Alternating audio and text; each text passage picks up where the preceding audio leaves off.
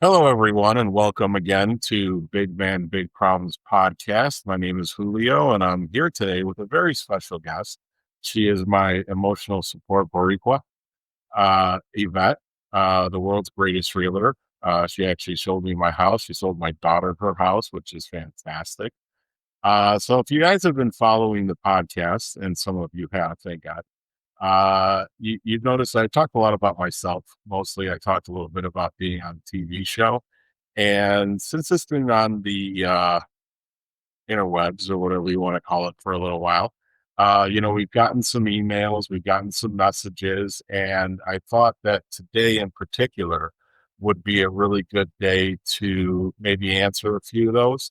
Now, I have not heard any of these questions or comments or whatever they are. I haven't heard any of them. So I thought that would be great to maybe read off a few to me, and I'll just respond to them live, and we'll see how that goes. So, with no further ado, with that, maybe you'd like to say hello to the audience. Hi, everybody. How you doing? Excited to be here. The excitement's just spewing from him. So how would you like to start it? What would you like to ask? I'm going to start with question number one. Exercise and overall health. What does that look like for you? Exercise and overall health. Um, Is it working out? exercise, Is it specific? exercise, and overall health. That's a really interesting question. That's one of the hardest things I think for people of a certain size, my size, or that's a really hard thing to do. And it's hard on several different levels. So number one, what you wouldn't assume that somebody my size knows a lot about exercise, but you'd be surprised. I was okay. That's We, nice. you know, we now it's unfair for me to answer that because again, I've been on the TV show, right? So I've done a level of exercise that a lot of people would not have done. You're I have people that I can call and talk to, like Tony, that I did on my second episode, right. who will more than happily bring me into their gym and make an example of me and just take me under their wing and do everything they can. Uh, and currently, for me, because of my current medical issue, exercise is enormously difficult. So when it comes to just exercise, Yeah. I think the best advice and the best comment I can give everybody is to say, all you really need to do, step one, is get up and go do something. Woo. Now, that could be taking a walk around the block. That could be taking a walk around the house. That could be taking a walk upstairs. There is an enormous amount videos here. If you just Google, before I started this, one of the things that made me start this is I Googled people with weight issues, right? And when I said weight issues, I meant my issues, which were emotional and mental. I didn't mean like I have a weight problem, I need to fix it. There was nothing for me to go into. There was nothing for me to venture into of how do I deal with this emotionally. But there was 1,000 websites of people who are willing to give me their opinion on how to lose weight, how to go on a diet, what exercise you do. There was a guy who said I could be thin in 60 days. I didn't Oh, quite believe it. what's that? Well, I'm like, wait, what? well, it's a big thing in the world, right? It's a big thing to get people to go. But what is the right thing to do? There is no, in my opinion. Now, I say this as not being a personal trainer. I say this as a guy who's been big most of his adult life, and also what my doctor just told me. Oh, You want to get out and you want to just move, and you want to move for probably 20 minutes a day, yes. and you want to do what's comfortable for you, and don't buy into what every cousin, what every parent, what every grandparent, what every spouse, what every child, what every niece and nephew tell you, what every friend at work go to tell you that you have to do this thing. I mean, obviously, there's going to be different things for people at different ages. There's going to be different things for people with different mobility levels, but you're going to want to get up and do something, right? Now, Right. that could be just taking a barbell, a light one above your head for a while. Right. That could be doing push ups on the stairs. That could be, again, walking on a treadmill by the TV or whatever the case may be, walk them to lunch instead of driving there, right? Right. I mean, there's so many different things you can do. The point is making the decision to do something. And I'm not going to sit here and say, make that decision so that you could lose weight. Right. Because there is a big argument whether or not exercise is an effective form of weight loss because it takes a lot to burn 400 calories. True. It And doesn't take a, they say you can't, what is it? You can't out eat a good, or you can't out exercise a bad diet. Like if you're not doing, it's a combo, right? You got to eat the right things and you got to do the right things. 100%. I had a sports doctor told me once, and he said, the only way to really lose weight is diet, right? It's a calorie intake deficit situation. But if I can take the effects of exercise Mhm. and bottle that and put it into some sort of pill form that I can give you as a dose, there is nothing better for your actual health. And it's not only good for your actual health, your physical health, it's good for your gut health. Amen. It's good for your mental health. It's good for your anxiety. It's good for so many things, right? Yeah. So whatever you got to do to get up and get moving, and I'm not talking you got to run a marathon. Oh, I'm talking you got to get up and you got to just do something for 20 minutes a day. And trust me, you'll feel better when it's all done. true. Well, what do you like to do? I mean, do you like to go to the gym? Do you like to walk? Do you like to do things at home? Let's start with that. So I've never liked running. Okay. I've run a lot in my life, and Uh-huh. I've never liked running. Walking, I suppose, is okay, but for the last 10 years, I haven't been able to walk much, which has bothered me quite a bit. But hopefully, I'll get there soon because walking is social. Absolutely. You talk when you walk. Whole You lot. look Yep. at things when you walk. You notice the neighbors. You notice the neighborhood. You notice the trees. Yep. Nature. Yeah, it's pleasant to walk. But I've always been a big fan of bike riding, Yes. and I've always been a big fan of swimming. Fat people never feel lighter than when they're in a pool. It's fantastic. And by the way, you should all know fat floats, right? So you're not going to drown. Hashtag that. I jump in the pool, I put my arms and my hands out, and I float straight to the top. My trainer, Tony, the man's solid muscle. He jumps in, he sinks like a rock, which is fantastic. So I think I could beat him in a swimming race, Hey. depending on the distance, because endurance wise, he probably has. Yeah. The Uh, short spread, you got 'em. but there's so much you could do in a pool, but not everybody has access to a pool, but Sure. everybody has access to a bike, right? And it's not just a bike, a recumbent bike or something that moves your legs. And if you're older, weight training is certainly a great thing to do. And weight training doesn't mean bodybuilding, No. right? Weight training means a couple of dumbbells and curls and lifts above your head, squats. One thing all big people have in common, Yes. I surprised my brother with this years ago, is how much strength you have on your legs. And he asked me one day, he goes, why are your legs so strong? I go, because I've been carrying this big ass body around for decades. My legs are strong. So your legs are strong. Yeah. You just got to get up and use them. Yeah. It takes a lot to carry all this. Yes, it does. So yeah, excellent. Thank you for that. How about nutrition? Nutrition. Do you have a relationship or a guideline for nutrition or what you eat, what you like to eat, anything you avoid? Well, Wow. so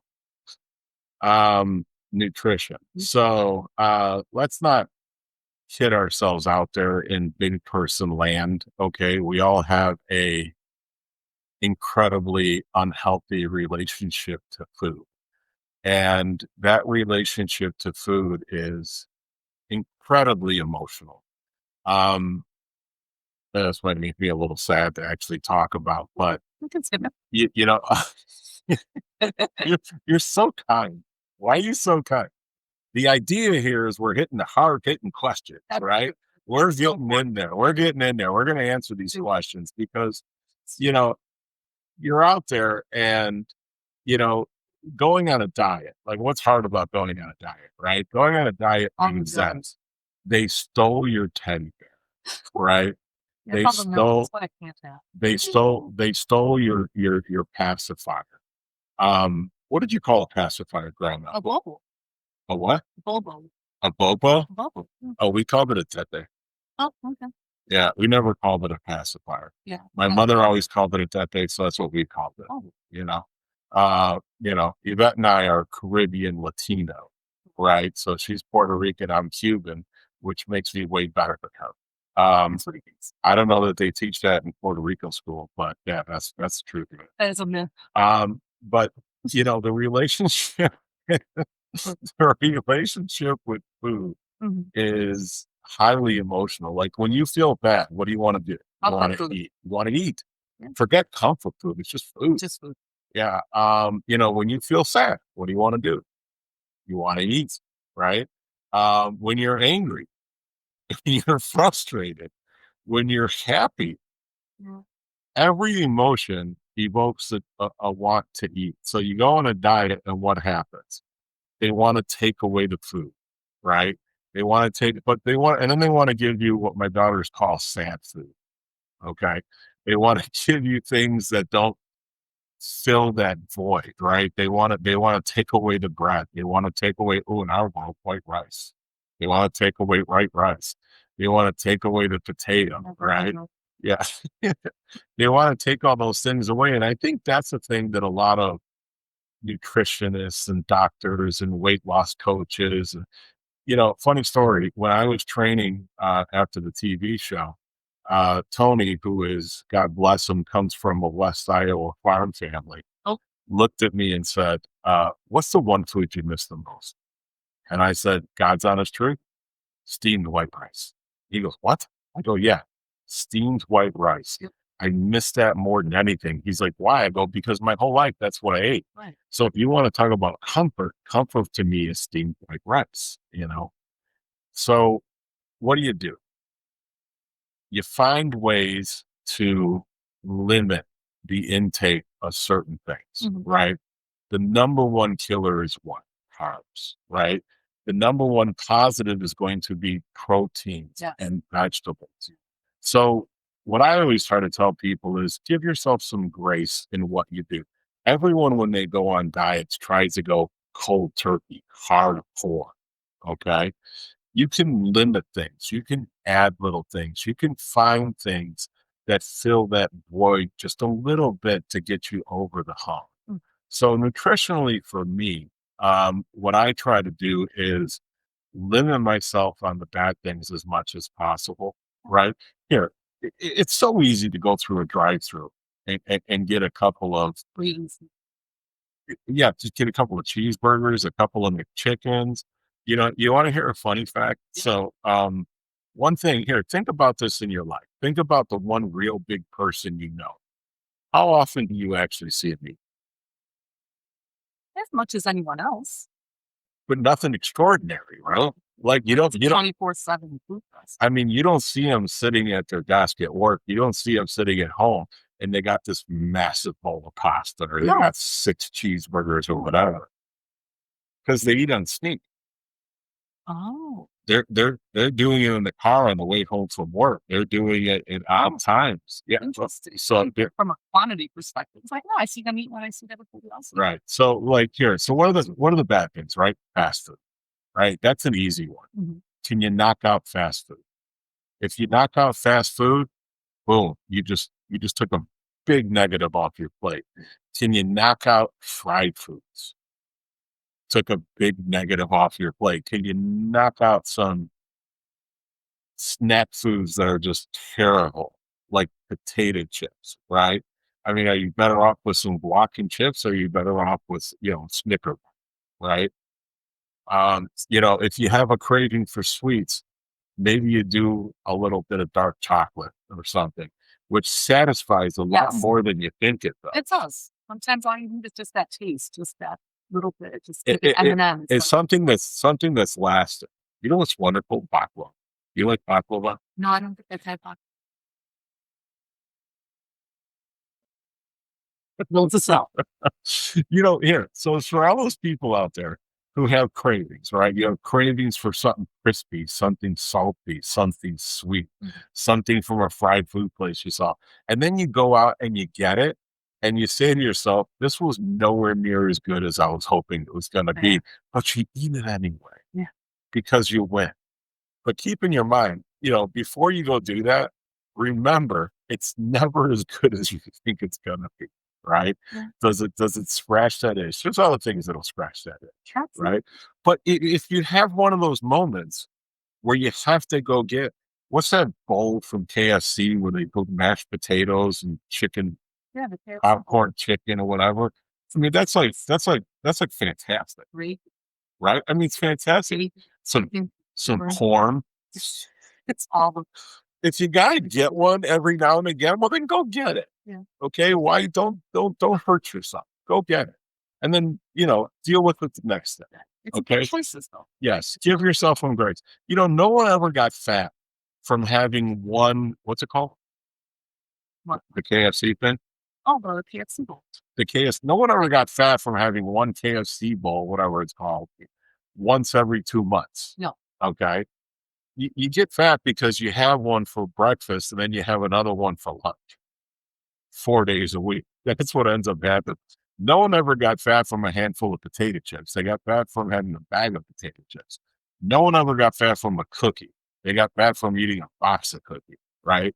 Sure. Just remember that when you slip up, right? And you say to yourself, oh my God, I slipped up. So forget it. I'm not going to do this anymore. Right. No, you slip up. You go back to life the next day, Yeah. right? Sure. The idea between exercise, the idea between nutrition, forget about the weight loss part of it.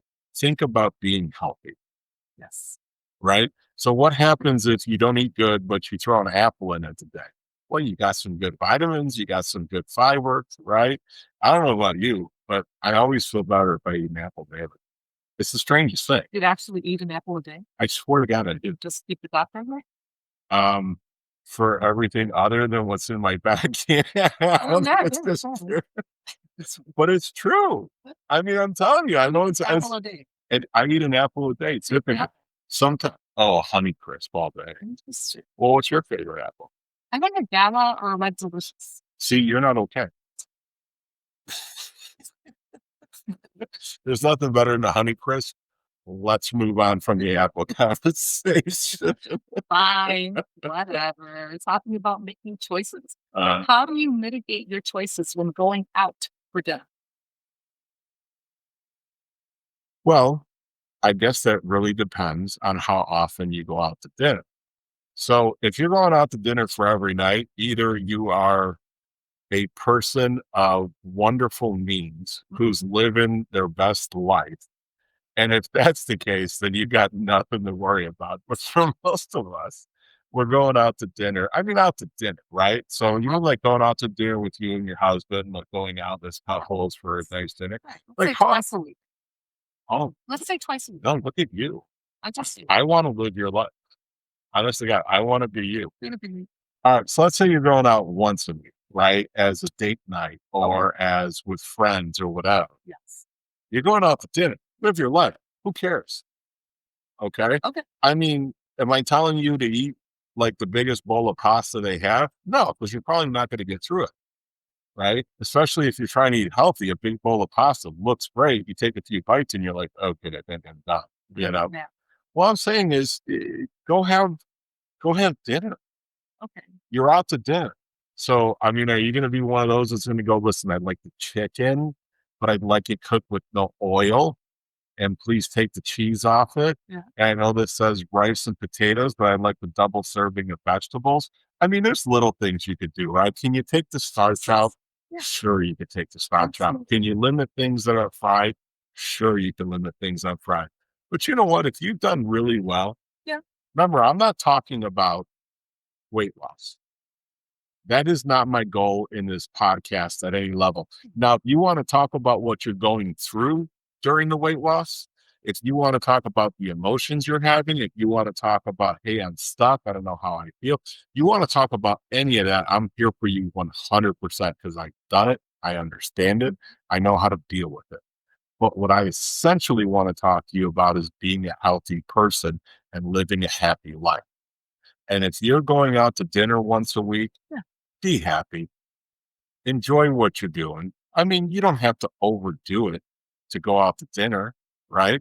Yeah, I mean, split a dessert, don't get two. I mean, that's an easy thing to do, that's a choice. right? Try not to be overserved and finish it all. Right. Take it home. Enjoy it for lunch the next day. That's 2 meals. It's all about choices. Well, everything. Well, Everything in life is about choices. And, I feel like I almost want to have a separate podcast oh, about making choices because so, okay. I haven't done a Biggest Loser episode yet, and I hope to soon. I have a couple of friends I want to get on there, Yeah. and putting them together is like herding cats, honest to God. But these are two of my favorite people, and we're all wonderful together. I want to do it, but when we talk about the trainers on the show, there were two. There were Bob and there were Jillian. Mhm. And Jillian was very famous for saying everything's a choice. Okay. And everything is a choice. Whether or not you pick up the fork, whether or not you go to a certain place, whether or not you exercise, everything's a choice. And that's one thing I learned from her. And I actually think about that often when I'm faced with a situation. My thought is, I'm making a choice. And you're not always going to make the right choice. And guess what? It's okay. It's okay. It's not a life or death decision. Unless, of course, you're a diabetic, and that's another conversation Different altogether. But, conversation. yeah, right. But, but even they have a choice. They have a choice to do it and suffer through it I'm or, almost or not do it. the consequences really different. Oh, horrible. Well, Yeah. But still, it's a choice. It's a choice you should make, but it's still a choice. Yeah. I get that. But It's a wonderful topic.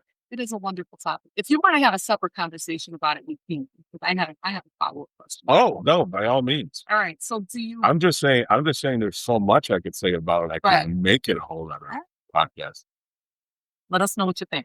Okay. So we make that another conversation. Because my conversation or my thought is then when you look at something and if it does have those guiltless thrill or the smart choices, or do you look at those or you just look for whatever you feel like having on that day? You go to your favorite restaurant. Okay, you know what? That's a good question. Yeah. So if it's my wife and I Yeah. going out on a Tuesday Mhm. because neither of us feel like cooking or doing anything, and we're going to a small restaurant, casual dining restaurant, Yes. and there's a guiltless side, I'll look at the guiltless side Okay. because you'd be surprised um, how good those can be sometimes, right? And not only that, but sometimes you just feel better. Not only mentally, not only emotionally, but physically, you feel better because you're not having as much fat. You're not having as much salt. You're not having as much carbs, Right. right? Because so much of our bad feelings when you feel unhealthy or you're a bigger person, so much of it has to do with inflammation and water retention, all that. And that has so much to do with your diet, Sure. Very true. right? So if you can limit some of those things, but you'd be surprised how good some of those things are, Okay. right? Like I don't even get a burger because I get a burger and I just kind of and by the way, I'm old, okay. So you get to a certain age. I don't think I'm surprising anybody with this statement, but Well, it depends on what you think of this. So it's all subjective. I don't know. What do your kids think of though? Oh, I'm old. I'm prehistoric. I have a daughter who's 30 years old. That's all. Right. So, we're solid Gen Xers. Would Yeah. you agree with that? We're solid Gen Xers, which means that we're better than all of them. Yeah. That's actually the truth. I don't know. I don't know if you guys realize that, or understand that Gen Xers are the best generation ever. I mean, I don't know what this greatest generation because we got them kicked. I wouldn't say that. The bravery, the valor, things they suffer. We have bravery and valor. Having to give up on landline phones versus fighting a war and ration. I think they got us. Just saying. Respectfully. All right. Well, that's fair. I suppose that's fair. What were we talking about? We're Going to dinner. guiltless grill or smart choices on menus. If there's a menu that already has some smart choices selected, it sounds like yes, you do consider them. Oh, absolutely. And I encourage everybody to consider them Mhm. because you'd be surprised how good, like a chicken breast, Yeah. like and broccoli and some of these things can actually be. And for a weeknight dinner, I mean, think about it. If you're going out to dinner on a Tuesday because you don't feel like cooking, Yeah. then eat like you would at home. Right.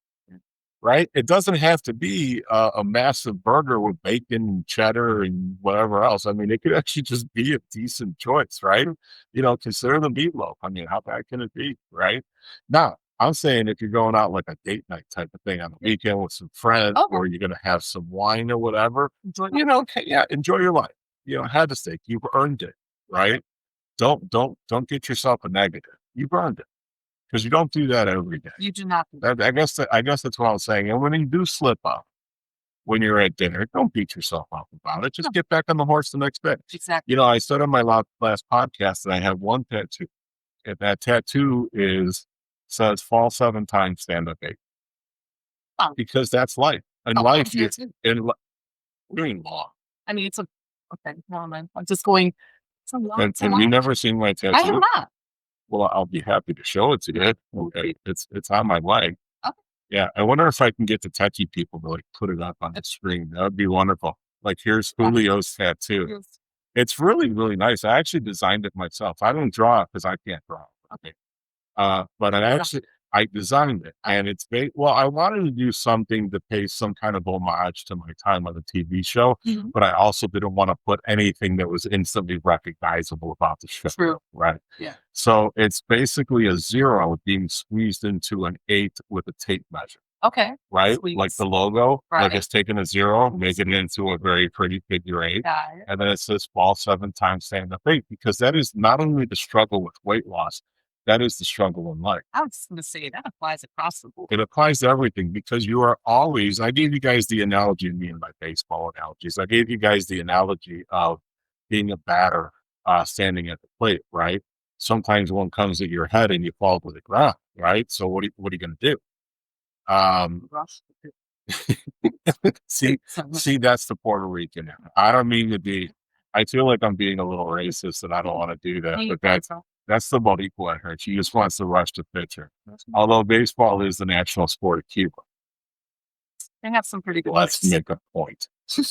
But what do? You stand back up in the batter's box, right? You stand up again and you take another swing. And that's weight loss, right? You're never going to be perfect. You're never going to be perfect all the time. Every now and again, you're going to get knocked out. Every now and again, you're going to make a bad choice. Every now and again, you're going to do something you probably shouldn't have done. So what do? You just the next day, you start over, right? You start eating better again. And it's really not that big an effect, right? So do you have the difference of 1,000 calories in a deficit? You'll make it up over time. Sure. But what weight does that have on your mental health? What weight does that have on your mental health? Did you see how I tied that in? I tied that in. Yeah. Yeah. So is that it? Are you done with me? Are you done asking me questions? No. Oh, there's more questions. Good, because this is wonderful. This is lovely. I have another question. I was at a restaurant today and the chairs were very small. Is this a common challenge? You're trying to make me. I'm not trying to make you cry. You are. They're trying to make me cry, but you had other choices and you decided to ask me that one. I'm Joe Biden's. So,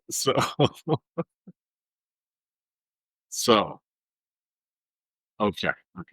Let me see how I can frame this properly. Mm-hmm. I don't think now. I'm bigger than the average human. Okay, I'll give myself that. But there's a lot of people like me. Okay, and even if my weight is higher, there's a lot of people that are built differently. Okay, so I've been blessed in a sense where I carry my weight very evenly throughout my body. But there's a lot of people who are bottom heavy. Okay, and things like sitting in a chair are a daily stress for them. So it's not just a restaurant. It could be going anywhere. It could be going to someone's house. It could be going to a barbecue. It could be going to work. Okay. But, you said a restaurant. So, yeah, this is obvious. Yeah,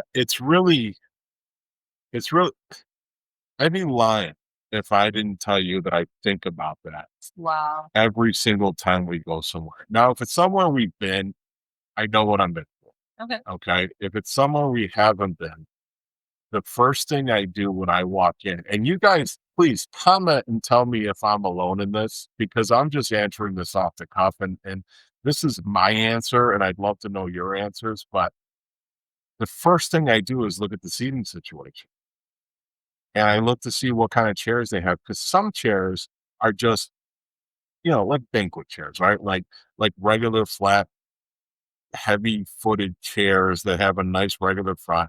And I don't really stress that, but I'm going to take this a little step further than what you said it. I also look at the table size, because if it's just my wife and I, Mhm. it's fine. She's on one. We've been married 33 years, so we don't sit next to each other anymore. She sits on one side, I sit on the other, Sipping all and every now and then again, we look at each other and go, "Hey, okay." yeah. But so if it's just that, then I have ample space. Okay. But if we're with another couple, then I'm looking at the size of the table and wondering if the width of it Okay. is actually going to work, Okay. right? And God forbid they're all booths. Because if there's booths, I look to see if the booth of table is actually attached to the floor Mhm. or if it's actually movable. Right. Um, Now, for most of you of normal weight, this is never something you consider. Like, have you ever really gotten a booth and thought, oh, this is tight? Now, if it's tight and you're normal, think of what a nightmare that is for someone like me. So every time we go to a restaurant, the first thing we say is, we'd like a table. Now, so there's chair size, Mhm. which is 50-50 when you walk into a place, but I have to say most restaurants are okay. Outdoor seating, that could be a tilt show. Really? Outdoor seating is almost never okay. Almost never okay. No al fresco dining for you. I mean, I've done it. Oh, but God forbid they have those like rickety chairs or something. It's just not going to work. That just doesn't work. So we're dealing with the size of the chair, which most of the time is okay. We're dealing with the size of the table, which is less okay than the chairs. You'd be surprised. And I could respect they have to get so many people in the restaurant to make it. I can respect that. I don't get mad at that. And then there's a third thing, which is the distance of the tables from other tables. Oh, Because okay. sometimes, and this is bigger in like a breakfast restaurant than anywhere else, where the tables where you have the chairs kind of back to back. Yeah, that's how it's like. Did you say hella tight? Oh, I thought you just invented a new word for a second. Well, hella tights, yeah, that I know. Oh, okay. I thought you meant something else, like an official term about Oh, distance between oh, no, chairs. no. When you go to move that plank and sorry. Well, I mean, there is no complaint. It's like, unless you have a 3-year-old in there, no one's sitting in that chair if I'm behind you. You know, Okay. Now my wife is barely 5 foot tall. I mean, to say she's 5 foot tall would be lying to you. Right? She's Just almost 5 foot generous. tall. And she has the same kind of problem when you go into a place and they have like bar seating where they have like the stools. Uh, Yes, because she can't hit the floor, right? So because of this, she hates that so much. Because of this, she kind of gets it for me. Like, she gets it. She gets yeah. being uncomfortable in a chair. So, which is nice that she understands. But yeah, it's three different things. And I wouldn't be going back to the place if I knew that was a problem, which is a shame because the food can be fantastic, right? Right, so Thank thank God for tables, DoorDash. chairs, tables, and then spacing. Spacing is a Okay. huge deal. Okay, I didn't think about that one. It's like eating at a restaurant in Manhattan. You ever eat in a restaurant in Manhattan? I did not finish that The yet. tables are on top of each other. There must be no heavy people in Manhattan for some reason. It's for that sole purpose. And if you happen to walk into a restaurant that has that kind of space, you're paying more. Premium. No, don't say that. You're paying a premium for space. No, don't say that. Yeah. Really? I'm doing so it's just a nicer restaurant, I suppose. It's supposed to be better. Yeah. But is that a common challenge? Does that help determine or inform where you're gonna go on? I try not to let it. Okay. Like I said, most restaurants are accommodating. Okay. we don't live in a society where everybody's tiny. Let's just face it. And it's rare that I walk into a place and I say, I don't fit here. It's Okay. rare. Okay. Okay. Make it work. At least it is for me, and we could usually make it work. It is more common for outdoor seating. And I don't know why that is. I don't know if it's the configuration of the tables, the types of chairs they need you to decide because they're weatherproof. Uh, But outdoor seating is usually a struggle. Indoor seating is not. But so how do you make accommodations, right? So we, and maybe this is because we're older, but we tend to go out earlier. So we rarely get the early word special. So we rarely go at a time when the restaurant's really packed. okay. Yeah. Before prime time. Yeah. Well, at some point we'll talk about what it's like being a big person going to a buffet. that's that's that's its own Another thing. show. That's its own thing. All right. We did a couple shows. Yeah. All right. How can businesses make their locations more accommodating for every sized individual? Well, when you say businesses, Mhm. do you mean uh what are they trying to ask me? Like That's the just question. restaurants or just businesses? Same businesses. I Well, mean, you could say restaurants, and then you could say other things like maybe stores. the only thing that really affects you is a place where you have to actually make space for yourself, which is a place where you sit, Okay. right? So a restaurant would fall under that category. Mhm. Um, it's you'd be surprised how uncomfortable like hospital or doctor waiting rooms are. I know that sounds silly, No, that but yeah, did you ever walk into a hospital waiting room or a doctor's office waiting room and they have regular chair, regular chair, regular chair, and then that big chair and that big chair, like what's your assumption when you see that big chair? that's either for a larger person or For two people. or not as gonna say like an adult and a kid, or an adult that's Oh, gotta hold up I for think you're adults. being kind. You look at it as a love seat, right? That I wasn't thinking. Not at the doctor's office, I'm not thinking love seat. Yeah. So you know what's super annoying Oh, let's is hear it. when you go and there's one like, larger seat situation and some skinny person sitting I there. mean, like, I it's like, or like the mom sitting there and the kid sitting in the love seat. And I'm just like, you guys are being oblivious as to what this is here for. And now I walked in and it's like, just look at me. But you know what would be worse if she looked at me and said, all right, can you get out of there so he could sit there? what if they lost though? Because wait, you're complaining that we're in there, but then if they adjusted, Well, isn't that why I'm having this podcast stuff? yeah, Because the thing is, we don't talk about it, awareness. right? Really We matters. don't want anybody, and this is the truth. We don't want anybody to acknowledge that we're large, right? Like we don't want anybody to, when we walk in a restaurant, look at us and say, "Sir, don't worry about it. We have a table for you. We got something in the corner. We got chairs with no arms, with a wider table. We're set up for you. We'd like you to come on in. And by the way, here's your special menu." Okay, so we Like don't want you don't want to be acknowledged, right? So when you say like if somebody said, "Okay, can you get out of there so he could sit down?" In a way, we're like, "Yeah, that'd be wonderful." But at the same time, we're like, "I don't want to be acknowledged."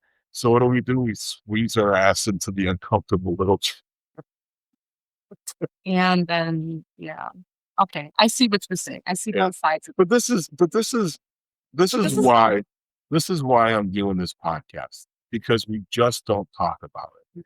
And I guess what I'm saying is, we should talk about it. yeah, Uh, People like me should be able to share their feelings, share their ideas, talk about it with their family, right? People, when we walk into a room, acknowledge that maybe we're just not lazy and whatever other feelings that you might have about us, and realize that we have certain restrictions. I mean, if somebody came in and they came in on crutches or a wheelchair, you'd make accommodations, right? yeah. We deserve a little bit of love. We deserve accommodations, right? We deserve to be comfortable. It's there's a lot of reasons why we are who we are. There's a lot of reasons why maybe we're not thin. Okay. And I'm saying understand that we all come from different places and we all have different situations. And it's not just because you couldn't choose to put down the cheeseburger. That which rolls directly into the next question. Well, that's amazing. That was amazing. Nice segue. You didn't even know. I didn't. How do you deal with the look? I don't know. So, Are you gonna get another we, crack comment? we got, Just reading what's on here. so, we got a lot of comments and a lot of questions and things from people. And I had a vet and my daughters kind of go through them and pick which ones. And maybe I shouldn't have included my daughters because I think they know me well. Oh, okay. So, So, okay, I'm different, and I'm gonna say I'm different because I am a proud Latino from Chicago. And I got a little sass to me, right? And I got a little spunk. And, unlike a lot of people who are larger, I don't really shy away from things. Um, and so maybe I handle this differently than most, but I'm still going to speak about it generally. Now, I will tell you an interesting story. okay. We were getting on a plane one day and we were flying coach. Another conversation subject. Other side. Other show. Travel is a category, right? Okay. So, and we're walking down the aisle, and my wife's walking behind me, and I said, "Do me a favor, watch people's faces as I walk down the aisle. I want to see what they say." So we come down, we sit in our chairs, and I looked at her, and I said, "What was it like?" She goes, "It wasn't the women." Interesting. She goes, "It was the guys." And I believe I understood that a little bit. The guys who had a reaction Yeah, and here's why or a poor reaction. the guys that a reaction. And reaction. And their reaction is the faces that they were getting were not, "Oh, look at this guy." Their faces were, "Please don't sit next to me." That's what the face was. Now, most women are, smaller shouldered, right? Maybe smaller in frame, Mhm. and they're not as uncomfortable as most grown men in a coach seat on an airplane. So to have another grown man sit next to them is bad enough. To have a guy my size just destroys the entire flight for him. So that's where that came from. So how do I? That men had. Well, it's funny when I walk into a room, I always get a look, but I can never tell if it's because of my size or my ridiculously good looks. It's a toss up. It could go either way, right? So generally, I just think it's because of my good looks that I ignore it, right? Well, yeah, I've gotten it my whole life. So you've gotten used to it. Yeah, at this point, you're like, yeah, I get it. I sparkle. Um, but the look for all of you out there who think you give that look and no one notices, you're wrong because you notice. Okay, you notice, you see it, and what I do almost 100% of the time is probably no different than what everyone else does, which is we completely ignore it and just wish it didn't happen in the first place and then feel really, really bad about ourselves. Rarely do we think, oh, look at this awful person. No, to all those people giving the looks, I don't know if it's your intention, but you just really make us feel bad about ourselves. You can argue whether or not that's deserved or not. I don't think it is. But it invokes some really sad feelings, right? Because you're looking at somebody like they're lesser than at that point. And then personally, what I do, my personality has developed um, in, tr- in direct contradiction to that look, right? So now I feel like I have to win that person over in some level. So my personality has to be bigger than my size. Okay. My kindness has to be greater than my size. So, everyone's got a lot of big people with a lot of big personalities, and you wonder, wow, where's that big personality come from? It's because our personality has to be bigger than our size in order for people to stop looking at our size and start looking at our personality. And you want to see people see their heart, not your body necessarily. Well, we just want them to see us. Yeah. We don't want them to see big. Right. We want them to see us. Right. Your character. Because if I wasn't big, Right. what would be the first thing you'd notice? Right? But it's like walking into a situation with a handicap. You walk into a room, you're big. Okay, so you're obviously lazier, you're obviously slower, you're probably not as smart. All these things happen. And, we somehow have to prove to others that we're something other than our size, right? You think there's a connection, or you think people have a connection between smart and science? I think anything that is outside of normal, Huh.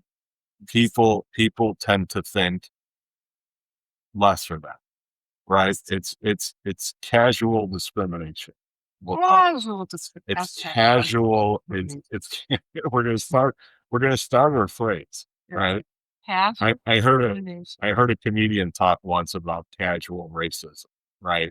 Huh. Um, you walk into a pizza place called like Three Brothers Pizza, and it's three Japanese guys. You'd be like, huh, right? That's right. It's casual. It's casual discrimination. Yeah. I see. I mean, no one's going to look at me and say, okay, we need the fastest runner. Let's try Julio first. No one's going to think that, but they don't know. They don't know. They It's don't not know until surprising. they put shoes on, right? But it's casual discrimination. That might be controversial. I hope it's not, but it's, Also, this but that's kind of like what it feels like. Hey, give big people a chance. interesting. Mhm. I like that. So the look is something you've dealt with before. Yeah. Has it changed over time? I mean, how you respond to the look, you at 15 versus you now. Oh boy. So all right, let's reframe this a little bit. Okay. So when I was 15, I wasn't this size. Yeah, I mean, this But you gained weight. it's valid because being a teenager, it's a different world. Yeah. Um, As a teen, you just want to be so accepted and so vanilla like everybody else. You don't want to stand out. well, I also had a very fit, good-looking group of guys that I hung out with. So even though I wasn't this size, I was still the heaviest, Okay. right? And always felt a little bit behind the eight ball as far as that's concerned. But that was the '80s, so we didn't have social media, so I had that on my side, right? But it's an interesting question Okay. because, well, here I'll get a little deep. All right. I am who I am today because of overcoming those issues. So what I have done personally, so I'm not going to speak on a level of what I think everyone else should do, what everyone was going through. So right now, I'm going to give you just my personal take on what I've done for this. So I have molded myself to be a certain person so that when I walk in a room, people are staring at me, not because of my size, but because of my presence, because of the way I'm dressed, because of my attitude, because of the way I speak. So I have gone out of my way to be other than my size. Okay. So, when I joke with you, Yeah. right, where I walk in a room, I don't know if they're looking at my size or my looks, Right. right? And I've almost molded myself into being that person. And what makes this hard is I've been both. So you've seen me. Yeah. You saw me that's when we met, when we Mhm. first came off the show, right? She wouldn't stop messaging me. It was the weirdest thing. That's not true, by the way. To anyone that's listening, that's not true. We actually met, we were doing a bowling league. Oh, Yeah, there was another couple that got us involved in the bowling league, and Ivette was part of the bowling league. So that's how we met. But when I was, and here's something ironic, when I was thinner, I'm never going to say small because I was never small. But when I was thinner, um, I I didn't know who I was. Huh. Like I didn't recognize myself in a mirror. I didn't have, Oh, and when you I, changed, when you made the change initially. yeah, I didn't because it happened so rapidly too. It's like I didn't know how to react to the like when people would look at me, I didn't know what they were looking at. You didn't know what they saw? You didn't know I or didn't looking know at? what they saw. I didn't know what their feelings were. Right. Huh. Um, Just yeah, well, that's a tough thing that people deal with. They lose weight, and all of a sudden they lose who they've been most of their life, and they lose their identity a little bit. Again, that's a whole nother. yeah, I'm like, "Oh, it comes deep."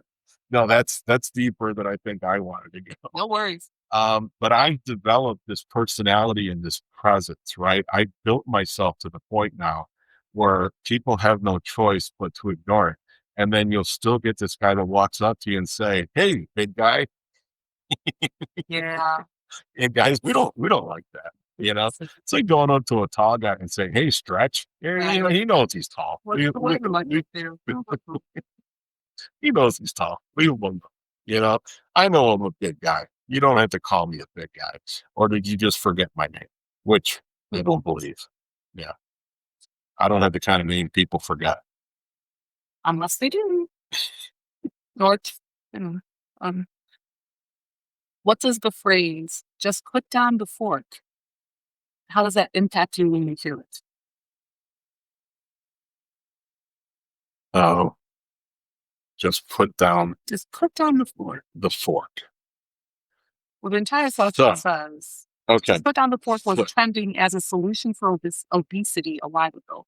How does that impact you when you hear it?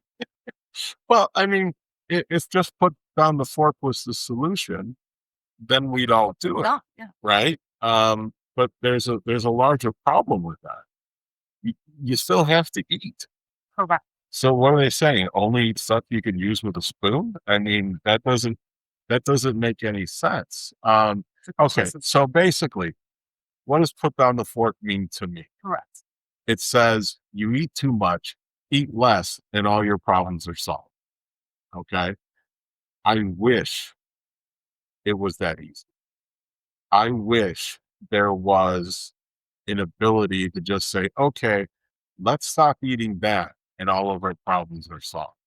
It also, when someone says put down the fork, let's look at it at a broader sense. It's just basically saying the only problem is you're too lazy to fix this problem. And it also says you're choosing not to fix this problem because picking up the fork is a choice, right? Well, When but you you gotta eat. well, that's the problem. Paradox. That's the problem. Eating still has to happen regardless. And I'll give you one better. Eating becomes more difficult. Like you would think, okay, just eat less, Mhm. right? But eating less isn't just you eat half the portion. Because let's say I went to the Biggest Loser and I said, okay, great, guys, here's my diet plan. Forget what you guys have for me here. This is what I normally eat today. We're just going to cut that in half and then we're going to do that. And they're going to say, no, Julio, that doesn't work. I said, okay, well, let's cut it by a quarter and let's do that. No, Julio, that doesn't work. Well, why doesn't it work? Because you're telling me to just eat less. Well, no, you have to eat different things. Well, what different things do I have to eat? Can I no longer eat beef? No, sure, you can eat beef. Then what's the problem? Well, but you only can eat this much beef and you have to cook it in this way. Okay, so I can no longer have chicken. No, no, no. We encourage you to have chicken. Mhm. Well, what's wrong? But see, you can only eat this much of the chicken and you have to cook it in this way. Okay. All right. So instead of having a cup of rice, I should have a quarter cup. No, no, we're going to cut that all together. So I shouldn't have any rice. No, you can have some rice, but you got to have brown rice. Brown. Okay. Do I put that the same?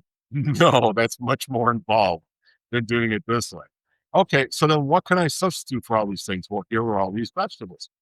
Okay, but I can't eat that raw. No, no, no, no. What you got to do is you got to go through this process where you got to prep it, you got to roast it a certain way, and then you got to put it in this container. But you can't have all of it. You can only have 5 ounces.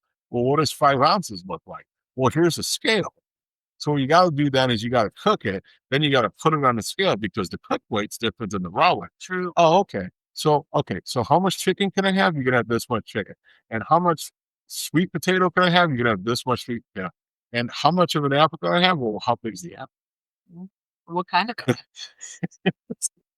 And now I just spent 4 hours prepping the shittiest meal you ever ate in your life that you go and eat. And by the way, you're not eating it then, right? Because you just packed it to take it to work. So all this beautiful stuff, and then you stick it in the microwave and it all just goes away, you know?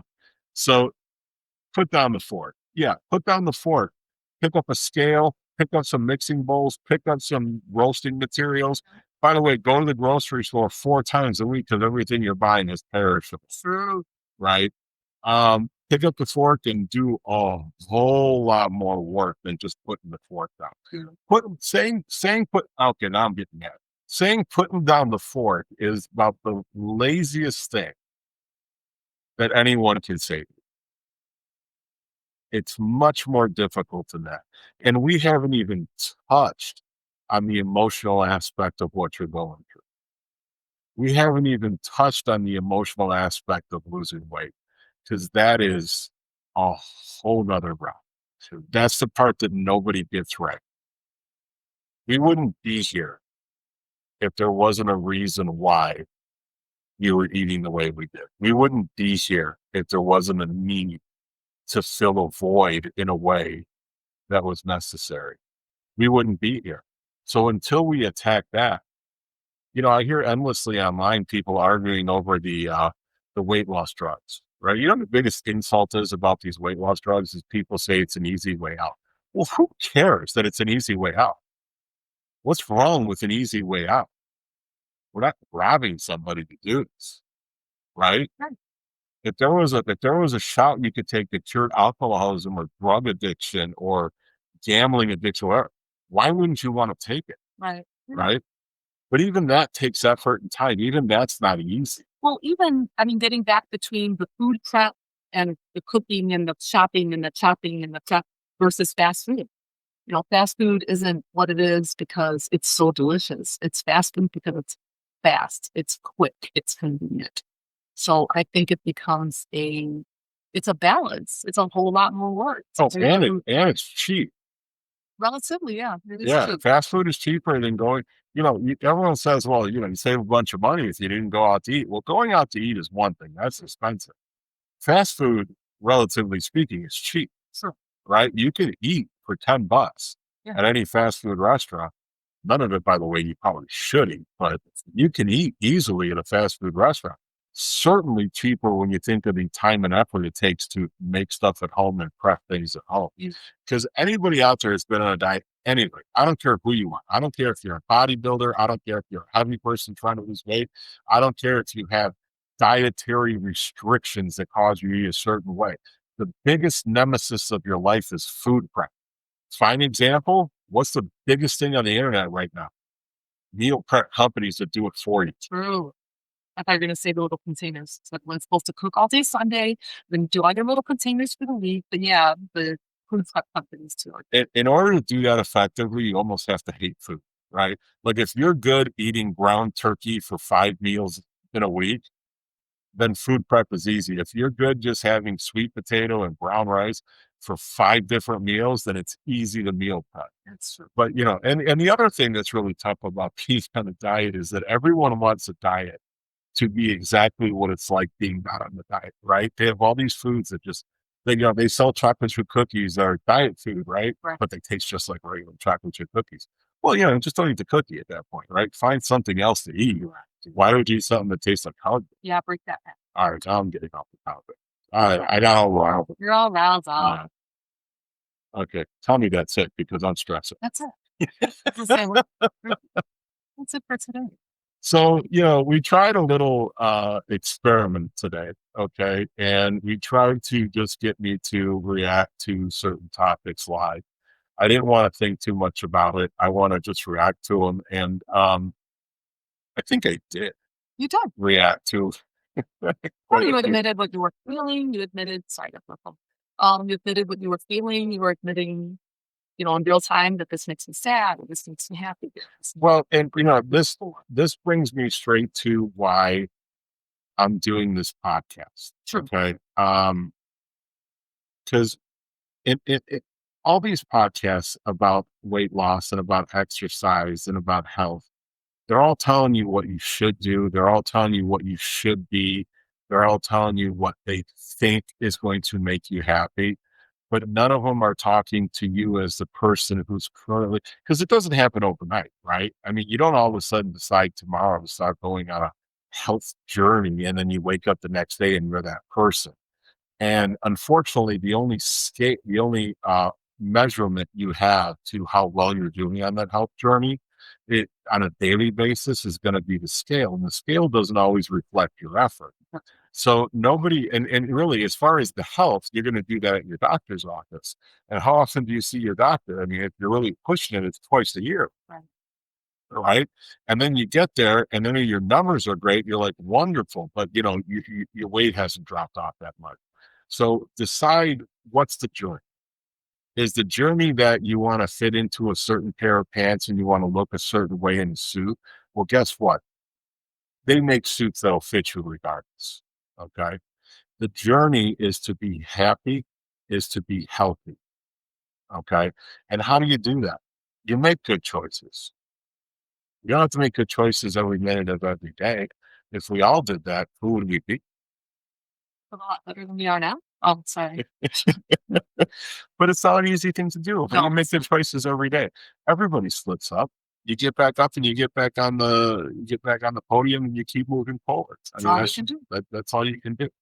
Um, but the idea is to be healthy. The idea is to be happy.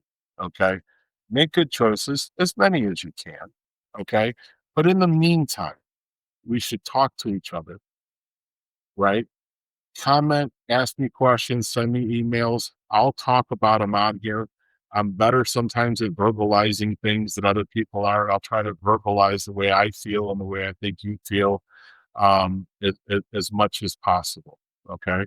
Well, I don't have a good baseball analogy for today, so we'll leave that to the next episode because I don't have one that ties in. And it's playoff season, which It is is the World that's Series. the best time of year. I will Um, say, okay, I got one. oh, go ahead. Okay, so think about people in the Hall of Fame. People in the Hall of Fame, if they bat 250, which means that they got a hit one time out of every four plate appearances, which means they didn't get a hit three times out of four. And somehow they're the best out there. When was the last time you heard about somebody batting 300? 250 is supposed to be amazing. Well, 300 is like greatest all time, Exactly. right? That's what I'm So saying. that means there's 70% failure rate for the best of all time. Exactly. So But that's my encouragement. but that's life. You look at social media now and everything looks so perfect, right? It's a perfect picture, it's a perfect family. Highlight reel. Yeah, it's a perfect job, right? But that's not real life. In real life, we fail all the time. I tell my guys at work all the time, you learn when you fail. You rarely learn from your successes because you're never quite sure what you did wrong to get there. Like everything fell in line. Right. But when you fail, you know exactly why you fail and you learn. So you have to fail before you succeed. You got to strike out a bunch of times before all of a sudden you start putting the barrel on the ball, Right. right? The important thing is get up to bat. 1,000%. You could not have said that better. You couldn't have said that better if it was me saying it. You're the best. So, uh, thank you for listening. Thank you for watching. Please don't forget, continue sending stuff in. Continue sending in your comments, your questions. Uh, Tell me stories of things that have happened, and we'll discuss them on here. You can do that on Spotify. You can do that on Instagram. You can do that on YouTube. You could do it to my personal email. You could do it on Facebook. Big Man Big College Podcast. Thank you very much for listening, and I look forward to seeing you next time. Have a great day.